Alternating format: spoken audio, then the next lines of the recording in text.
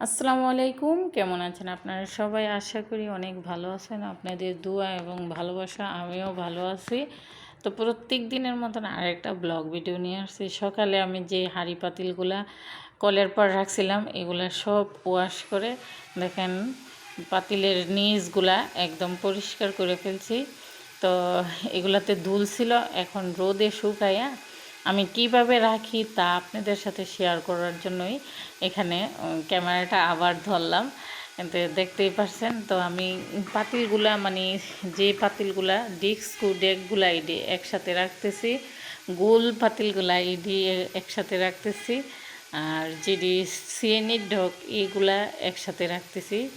তো একসাথে রাখার কারণ হচ্ছে কি, এডি আলাদাভাবে রাখলে এখান থেকে আলাদা করে নেওয়া যায়, আর হিডি আলাদাভাবে রাখলে হিডা আলাদা করে নেওয়া যায়, এই জন্য। তো আমার সবগুলা পাতিল তো আর লাগে না, যদি মেহমান আসে তাইলে লাগে, এমনি তো আর লাগে না। তো এখন থেকে এইভাবে রাখলে কি হয়, দুল পড়বে না। আমার মনে হইতেছে আমার অনেক দিন পর পর মাজা ঘষা করতে হবে না।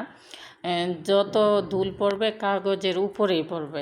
তো আমি কাগজের ভিতরে এগুলা পাতিলগুলা রাখবো।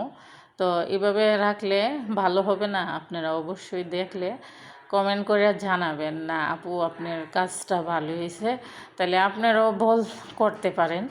আর যদি না এভাবে না আরও ভালো টিকে আপনি কাজটা করেন, তাহলে আপনারা কমেন্ট করে জানাবেন, না এই কাজটা এভাবে করে না করে আরও সুন্দর টিকে গুছিয়ে রাখবেন, তাহলে পরামর্শ দিলে আমি অবশ্যই গুছিয়ে রাখবো। তো আমি পাতিলগুলো আগে ঘরে নিয়ে রাখি, তারপরে সানসাইডের উপরে রাখবো, বুঝতেই পারছেন। তার এখন মেয়ে হওয়াতে ওইভাবে গুছিয়ে কাজগুলা করতেও পারি না।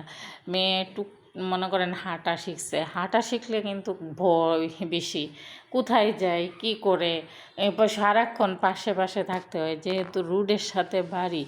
আর আমার মেয়েটা আমার শাশুড়ির সাথে বেশিরভাগ থাকেনি, বাইরে যাওয়ার জন্য করে বেকুল হয়ে থাকে, মানে দাদুরে ছাড়া কোনো বুঝেই না। আমার বয়স দিতেছি, আয়সা আমার ডাকতেছে, দেন।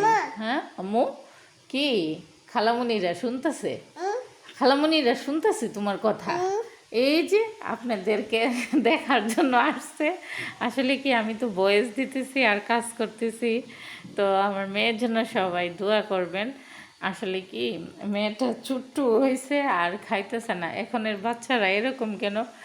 যাই হোক, বাচ্চারা মনে করেন যেরকমই হোক কিছু হইলেও খায়, আমার বাচ্চাটা একদম কিচ্ছু খায় না মনে করেন।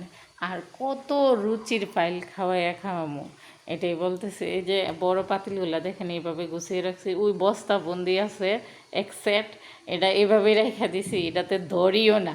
আমার মা বলতো আমার ছেলের বউ এসে কাজ করবে, তো আমারও এরকম